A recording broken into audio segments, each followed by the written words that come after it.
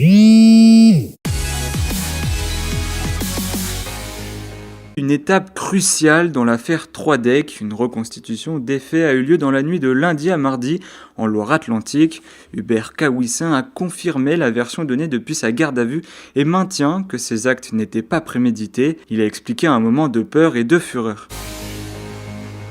Les Bretons les plus attachés à leur région de France, selon un sondage BVA dévoilé ce mardi, ils sont 89% contre 75% en moyenne nationale, un score largement supérieur qui s'explique notamment par le fait d'avoir échappé au redécoupage des régions en 2015.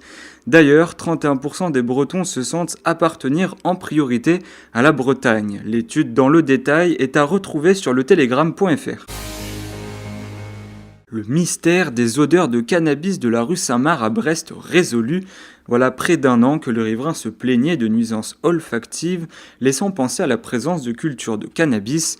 En réalité, il s'agit d'une plante vivace originaire du Moyen-Orient. Celle-ci est utilisée pour végétaliser le milieu urbain. La ville de Saint-Brieuc avait été le théâtre du même phénomène. La chapelle Notre-Dame de Lorette à Irvillac appelle toujours aux dons pour terminer ses rénovations. Les travaux de menuiserie sont terminés, mais il reste encore la phase finale.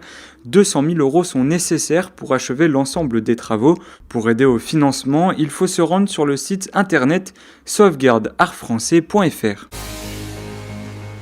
Magnifique apparition ce mardi dans le Rat-de-Seine, au large de la Pointe du Raz, l'Hermione en route pour Cherbourg depuis son port d'attache de Rochefort.